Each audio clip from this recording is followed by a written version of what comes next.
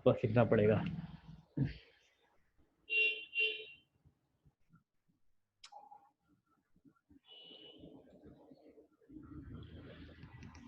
ठीक है, पॉइंट्स में वापस से लिख रहा हूँ।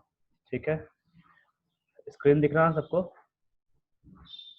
Only carbon and hydrogen is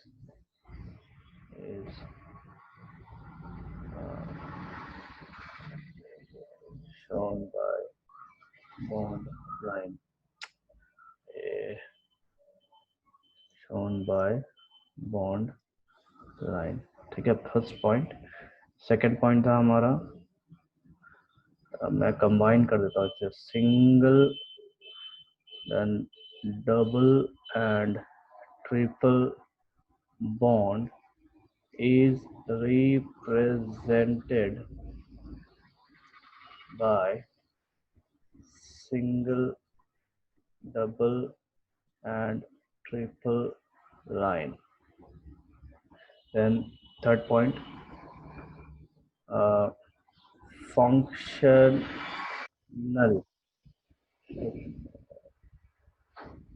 functional group is always shown with the bond line। ठीक है, ये 3 पॉइंट मैंने समराइज कर दिया है। ये 3 पॉइंट आपको फॉलो करना है बॉन्ड लाइन फॉर्मूला के साथ। ठीक, अभी देखते हैं बॉन्ड लाइन फॉर्मूला कैसे लिखते हैं। देखो यहाँ पे CH3 देन CH2 और फिर CH3, टोटल कार्बन कितने हमारे पास? 1 2 3। तो हमने यहाँ पे फर्स्ट कार्बन पुट किया 1 2 और ये 3। ठीक, अभी आप देखो यहाँ पे हाइड्रोजन की हम बॉन्डिंग नहीं दिखाते, हम बॉन्डिंग किसकी दिखाते हैं? सिर्फ कार्बन कार्बन के बीच का हम बॉन्डिंग दिखाते हैं, मतलब कार्बन से जो जुड़ा हुआ कार्बन है वो दिखाएंगे, कार्बन से जो अदर एटम्स जुड़े हुए हैं अपार्ट फ्रॉम हाइड्रोजन, ठीक है, हाइड्रोजन को छोड़ के जो दूसरे से एटम्स जुड़े होते हैं हम उसको दिखाते हैं। तो अगर इसका मैं ओपन स्ट्रक्चर बनाना चाहूँ तो कार्बन ऐसा स्ट्रक्चर मुझे शो करेगा। ठीक है, जो हमने कल देखा था, CH3 CH2 और फिर से CH3। ठीक है, तो इसमें हमको क्या करना होता है बॉन्ड लाइन में कि कार्बन से जो हाइड्रोजन डायरेक्टली जुड़े हुए हैं उनको हम रिमूव कर देते हैं और सिर्फ कार्बन कार्बन बॉन्ड को दिखाते हैं, और कार्बन से जो जुड़े हुए फंक्शनल ग्रुप है, फंक्शनल ग्रुप कहने का मतलब है कि वो एलिमेंट्स जो कार्बन और हाइड्रोजन के अलावा होगा। जैसे सेकंड एग्जांपल में देखिए, ये जो OH है ये एक फंक्शनल ग्रुप है, ठीक है, जिन्हें हम कहते हैं अल्कोहल। इसके अलावा और भी ढेर सारे होते हैं, जैसे C डबल बॉन्ड O होगा, इसे हम कीटोन कहते हैं। देन नाइट्रो ग्रुप जुड़ा होता है, ठीक, NO2 होता है। तो ये जितने भी फंक्शनल ग्रुप हमको देखने को मिलेंगे ये सभी के को हमें रिप्रेजेंट करना होता है। ठीक है, तो बॉन्ड लाइन फॉर्मूला जो भी है उसका हम ये 3 पॉइंट हम याद रखेंगे और 3 पॉइंट के हिसाब से ही हम चलेंगे। ठीक, अब देखिए इसमें इंपॉर्टेंट क्या है कि इसमें केमिकल बॉन्डिंग का जो चैप्टर है वो कैसे मिला हुआ रहता है। तो आपको बॉन्ड लाइन फॉर्मूला दिया जाता है एग्जाम्स में, और उसके बाद आपको पूछता है कि सेकंड नंबर कार्बन या थर्ड नंबर कार्बन की आप हाइब्रिडाइजेशन बताइए। ठीक है, मैं कुछ एग्जाम्पल्स हैं वो आपको दिखाता हूँ कैसे बनाते हैं।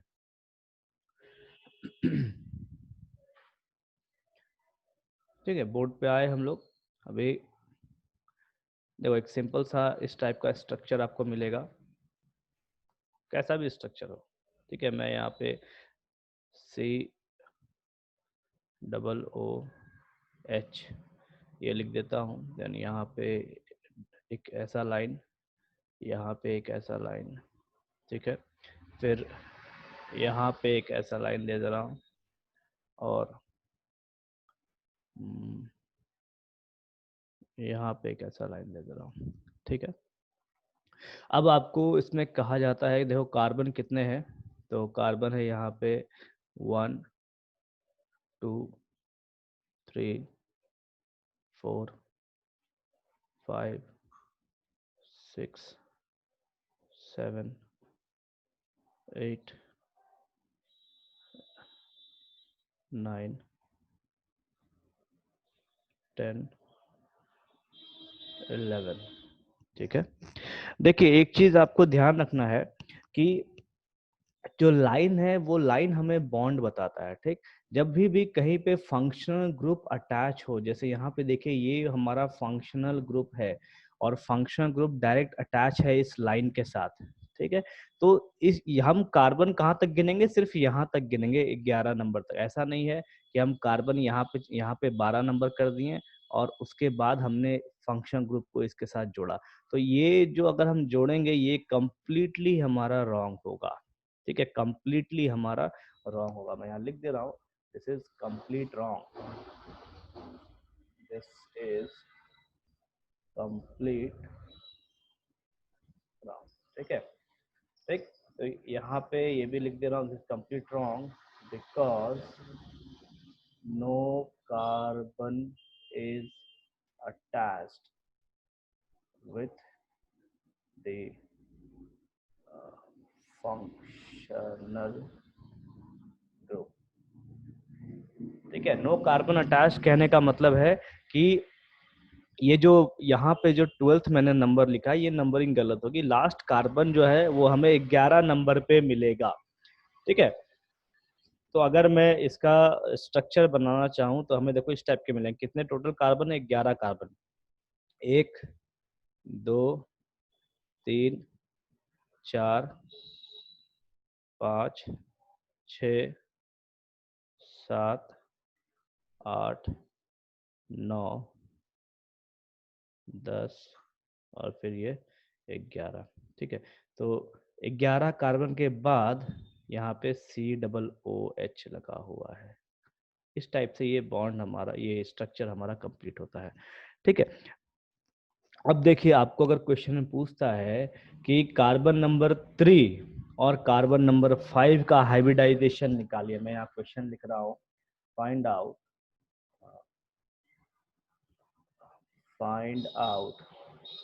the hybridization of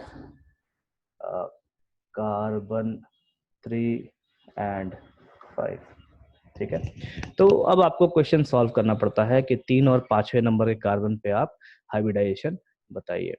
ठीक है, तो देखो यहाँ पे हमने अभी तक नेमिंग नहीं पढ़ा है।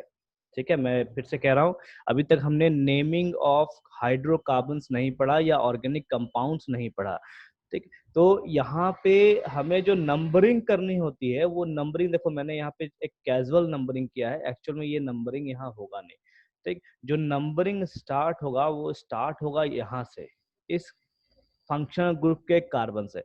1, 2, 3, 4, 5, 6, 7, 8, 9, 10, 11, 12।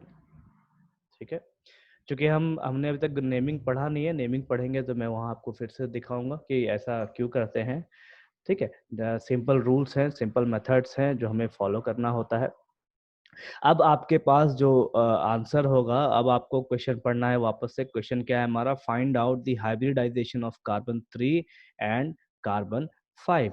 अब आपको आंसर किससे निकालना है, इस 3 वाले कार्बन का और इस 5 वाले कार्बन का। चलिए फटाफट निकाल के बताइए कि हाइब्रिडाइजेशन दोनों का क्या होगा।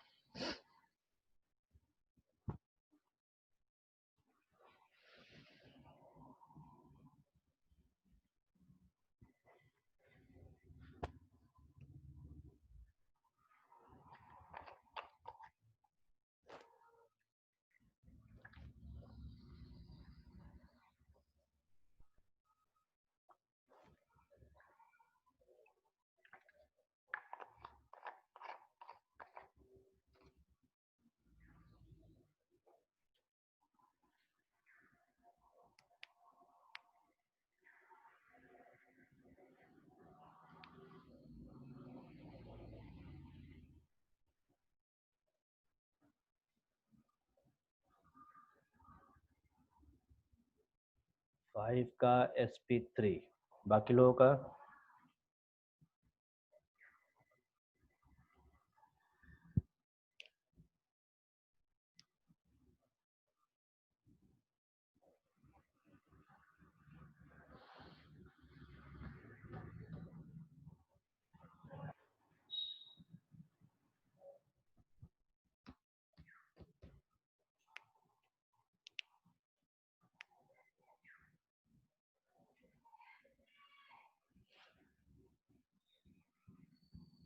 बाकी लोग आंसर लिखिए।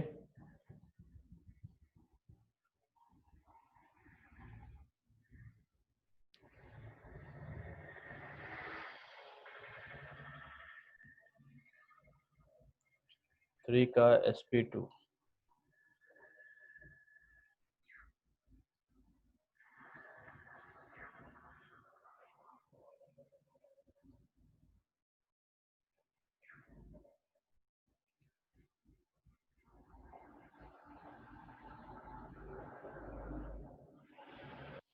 5 का भी sp2।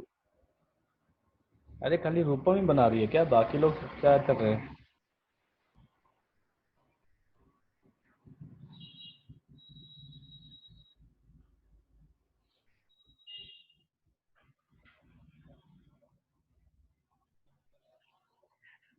अब लगता है टाइप करके बैठा रहता है बस, जब बोलेंगे तब एंटर मारने का जरूरत है। हाँ, थर्ड का sp2, फिफ्थ का sp2।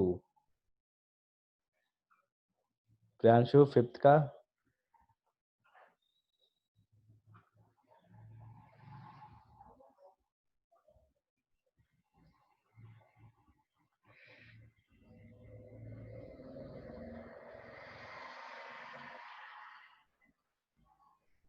sp2। ठीक है, थर्ड और फिफ्थ दोनों का sp2 आएगा। ठीक, अभी देखो आपको अगर कंफ्यूजन है, कभी भी इस टाइप के क्वेश्चंस में कंफ्यूजन हो, तो आप इसको क्या कीजिए, एक्सपैंड कर लीजिए। इसे हम कहते हैं एक्सपैंड करना। ठीक है, एक्सपैंड कर लीजिए, और एक्सपैंड करने के बाद सभी बॉन्ड्स को आप बना लीजिए। ठीक है, एक दो बार बनाओगे तो अपने आप कंफ्यूजन दूर हो जाएगा। अब देखो एक्सपैंड करने के बाद हमने क्या किया, यहाँ पे दो और तीसरे, एक दो तीन, तीन और चार के बीच में डबल बॉन्ड है, तो एक दो तीन चार, यहाँ पे हमने एक डबल बॉन्ड लगा दिया। उसके बाद चार और पांच के बीच एक डबल बॉन्ड है, यहाँ हमने डबल बॉन्ड लगा दिया। फिर सात और आठ के बीच है, तो एक दो तीन चार पाँच छ सात आठ, तो सात और आठ के बीच हमने लगा दिया, सॉरी ट्रिपल बॉन्ड है, सात आठ के बीच हमने ट्रिपल बॉन्ड लगाया। फिर आठ नौ में कुछ नहीं है, नौ दस में कुछ नहीं, आठ नौ नौ दस कुछ नहीं, दस ग्यारह में ट्रिपल बॉन्ड है, तो हमने यहाँ पे ट्रिपल बॉन्ड लगा दिया। ठीक, अब हमारा काम और आसान हो गया। अब हमको खोजना है कि कितने इसके है, क्या इसका हाइब्रिडाइजेशन है, तो आसानी से हमको दिख जाएगा। ठीक है, क्लियर है सबको क्वेश्चन कि किस टाइप के क्वेश्चन आते हैं इस पे?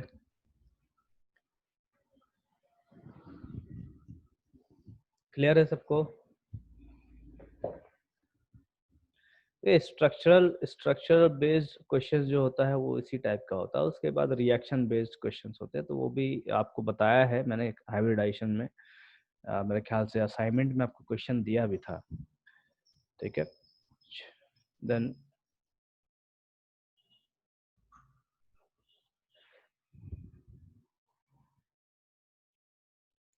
8 का कैसे निकालेंगे? 8 का, एक एक मिनट, अरे मैंने डिलीट कर दिया ना उसको, रुको ढूंढना पड़ेगा। 8 8 8 8 8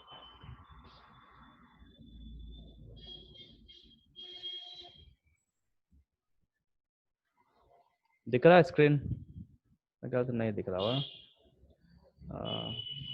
स्क्रीन दिख रहा है सबको?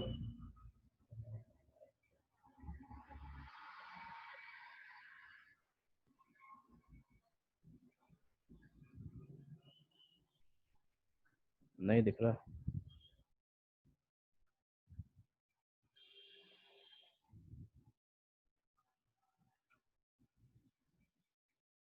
अभी दिख रहा है?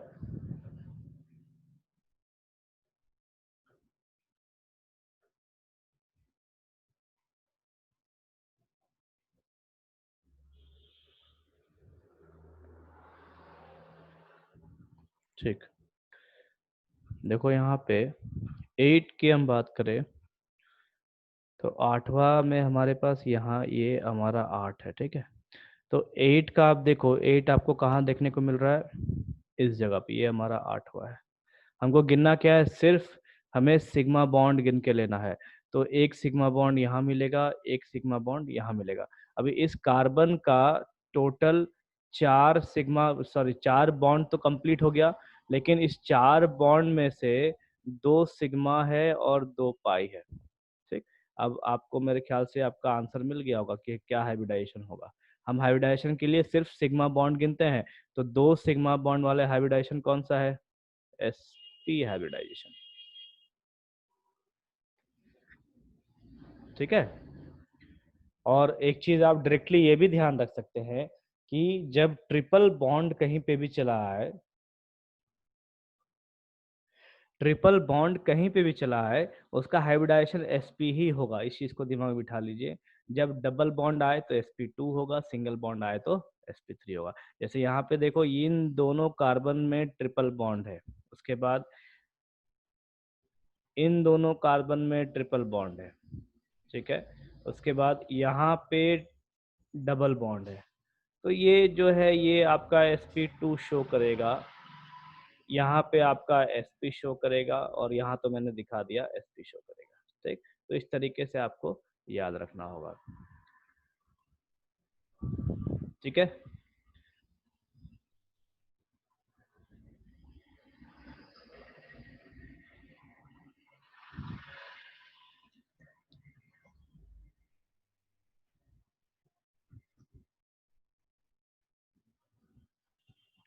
यहाँ देखो डिफरेंट टाइप्स दिखाया गया है। जो साइक्लिक कंपाउंड्स हैं, जो रिंग कंपाउंड्स है, उसमें भी हम कार्बन और हाइड्रोजन को नहीं दिखाते। ठीक है, अगर कोई फंक्शनल ग्रुप आता है तो फंक्शनल ग्रुप को हम दिखाएंगे। देन नेक्स्ट एग्जांपल है multiple bonds are also included in bond line formula. तो मल्टीपल बॉन्ड्स मैंने आपको दिखाया अभी कैसे दिखाते हैं। पायनियर सिंथेसिस क्या होता है, कहाँ देखा आपने? रूपम कहाँ पढ़े पायनियर सिंथेसिस?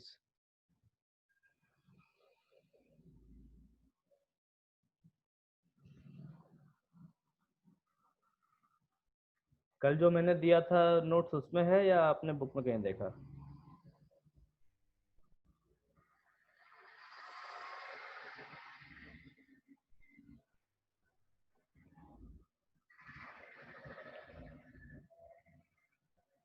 हाँ रूपम।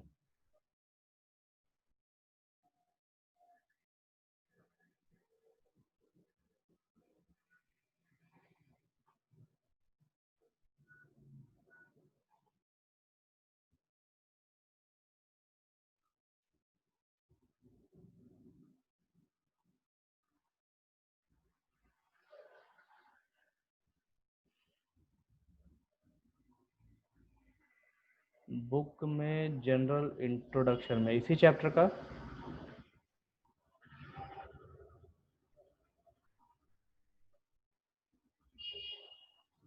चलो ठीक है, मैं बुक ओपन करता हूँ, देखते हैं क्या है। ठीक है।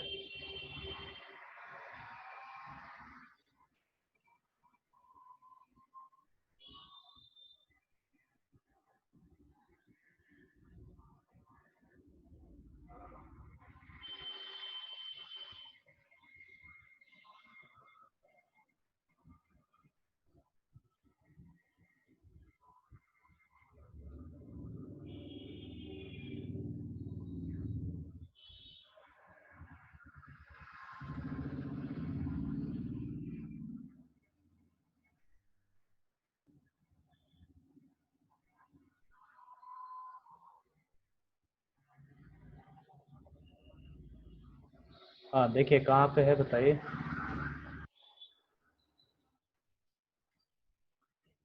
Pioneer synthesis.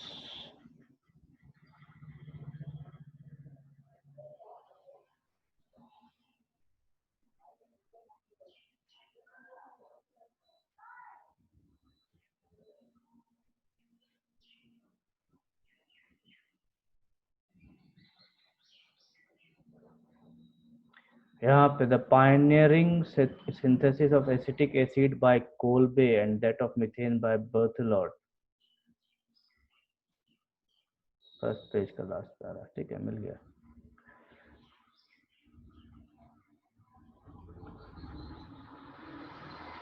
Showed conclusively that organic compounds could be synthesized from inorganic sources in a laboratory। ठीक है, पायनियर सिंथेसिस का मतलब यहाँ पे है, जैसे देखो पहले क्या था कि जो ऑर्गेनिक कंपाउंड्स थे वो बेसिकली ये माना जाता था कि वो लिविंग ऑर्गेनिज्म से आते हैं, चाहे वो एनिमल्स हो चाहे वो प्लांट्स हो, ठीक। लेकिन फर्स्ट टाइम जब यूरिया का फॉर्मेशन हुआ था लैब में, उसके बाद ही ये मतलब रेगुलर रेगुलर एक्सपेरिमेंट से ये देखा गया कि अप्रॉक्स 99% ऑफ ऑर्गेनिक कंपाउंड्स जो है वो लैब में बनाए जा सकते हैं। और उसी चीज के लिए यहाँ पे पायनियरिंग सिंथेसिस दिया गया, मतलब रेगुलर क्या बोले, रेगुलर प्रैक्टिस या रेगुलर लेबोरेटरी मेथड को यहाँ पे पायनियरिंग सिंथेसिस लिखा गया है। ठीक है, मैं एग्जैक्ट इसका वर्ड मीनिंग बता रहा हूँ आपको।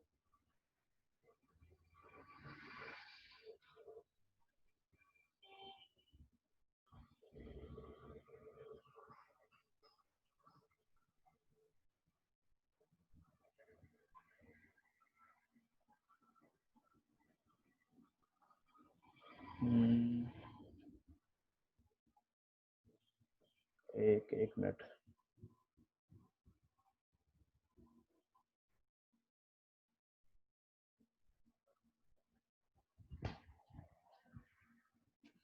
पायनियरिंग का मतलब होता है इन्वॉल्विंग न्यू आइडियाज और मेथड्स, ठीक है।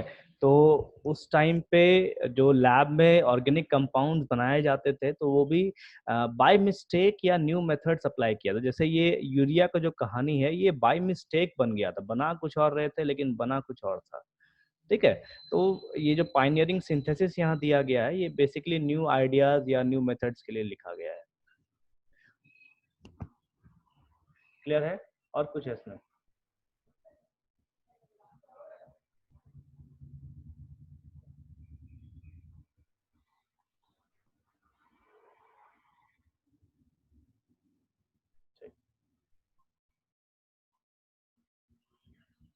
देन नोट्स पे चले आते हैं।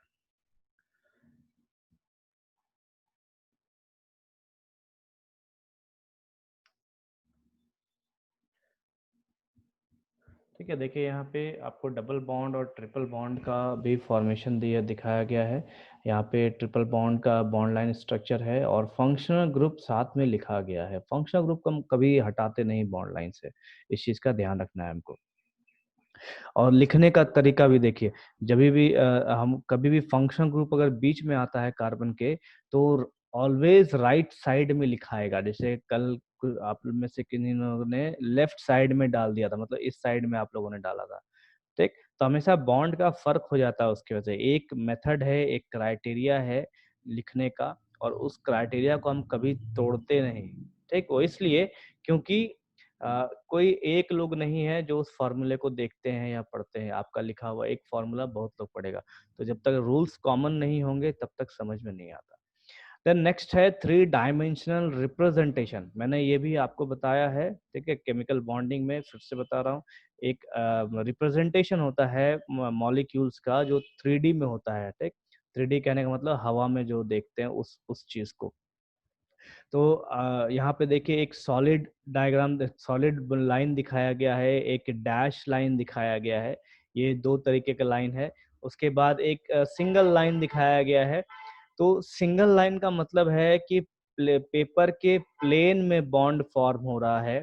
उसके बाद जो ये सॉलिड लाइन है, ये सॉलिड लाइन का मतलब है कि जिधर से ऑब्जर्वर देख रहा, मान लीजिए आपने पेपर को अपने फेस के फ्रंट पे रखा, तो आपके आपका फेस और पेपर को अगर मैं एक लाइन से ज्वाइन करूं, तो वो लाइन मेरा यहाँ पे ये सॉलिड एज कहलाएगा, ठीक है। उसके बाद एक ये जो बॉन्ड है डैश लाइन वाला, ये पेपर के प्लेन से पीछे होता है।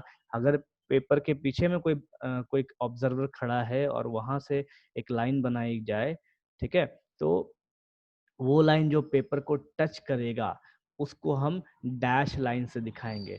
तो एग्जैक्टली होता क्या है, जो चीजें आपको नहीं दिखती उसे हम डैश लाइन से दिखाते हैं। जैसे देखो, अगर आपने एक क्यूब पकड़ रखा है, ठीक है, मैंने शायद पहले भी आपको दिखाया है इस चीज को, फिर से दिखा दे रहा हूँ। अगर आपने एक क्यूब अपने हाथ में ले रखा हो और क्यूब का पीछे का हिस्सा आपको दिखेगा नहीं, क्योंकि जो सामने में है वही आपको दिखता है, ठीक। जो सामने में है वही आपको दिखेगा। तो हम क्या करेंगे, ड्राइंग में,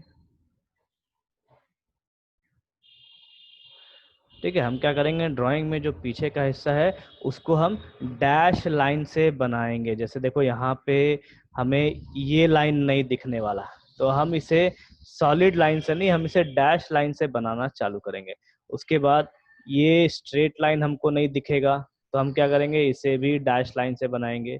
फिर ये लाइन भी हमें नहीं दिखेगा, तो इसे हम डैश लाइन से बनाएंगे, ठीक है। और इसके अलावा बाकी सभी लाइंस हमें दिखेंगे, तो बाकी सबको हम सॉलिड लाइन से बनाते हैं। तो इस जिधर से आप देख रहे हो आप उसके लिए ऑब्जर्वर हो गए, और पीछे साइड से इधर से जो भी खड़ा होगा वो ऑब्जर्वर नहीं कहलाएगा। अगर वो देख रहा है तो वो ऑब्जर्वर होगा, अगर आप देख रहे हो तो आप ऑब्जर्वर हो गए।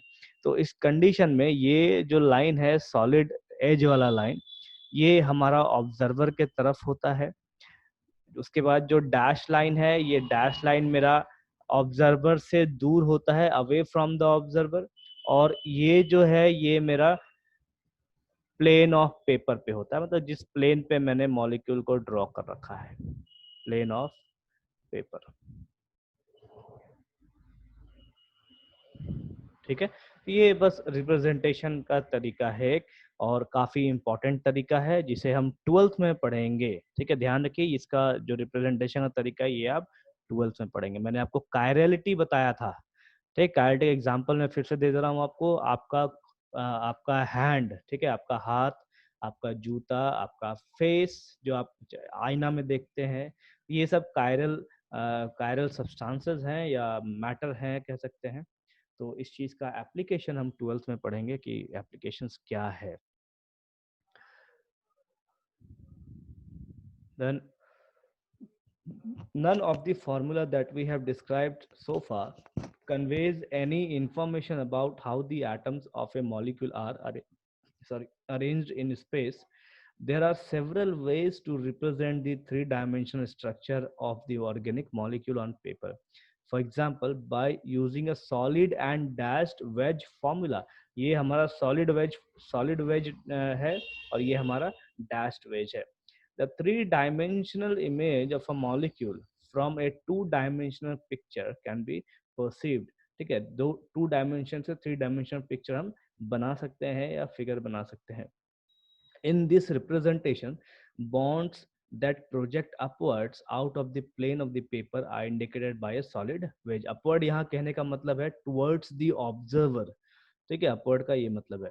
Those that lie behind the plane, मतलब behind the plane मतलब away from the observer, are indicated with a dashed wedge, and those bonds that lie in the plane of paper are indicated by a line. Wedges are shown in such a way that the broad end of the wedge is towards the observer. Generally, we only use three-dimensional formula when it is necessary to convey information about the shape of the molecule. हम three dimension तभी use करते हैं जब हमें उसके shape से काफी ज्यादा मतलब होता है, ठीक है। जैसे हम ऑप्टिकल प्रॉपर्टीज पढ़ते हैं तो हम शेप्स का यूज करते हैं, ठीक है। कायरलिटी पढ़ते हैं तो शेप्स का यूज करते हैं। किसी मॉलिक्यूल को अगर पूरा डीपली स्टडी करना हो, जैसे बायोलॉजी में कोई मॉलिक्यूल पढ़ना हो, शुगर वगैरह, ग्लूकोज वगैरह, जो जनरली मैं इन चीजों को जानता हूँ, ग्लूकोज तो यही नाम आया, ठीक। वैसे बहुत सारे मॉलिक्यूल्स हैं, तो उन सबको अगर स्टडी करना है तो हम ये थ्री डायमेंशनल फिगर को स्टडी करते हैं, ठीक है।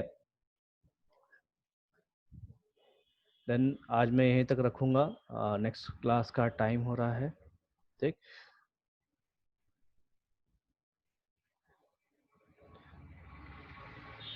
आप सब इसका नोट्स बनाते चले जाएंगे, और इस चैप्टर के नोट्स को आप ट्वेल्थ में भी रखेंगे, ठीक है। मैं बार बार बोल रहा हूँ, ट्वेल्थ में भी इस चैप्टर के नोट्स, ऐसा नहीं कि 11th खत्म हो गया चैप्टर कॉपी कहीं और रख दिए या दे दिए किसी को, ठीक है। ये बहुत काम आएगा, ठीक। मैं बोर्ड शेयर कर दूंगा, नोट शेयर कर दूंगा, आप अपना नोट्स लिख लीजिए।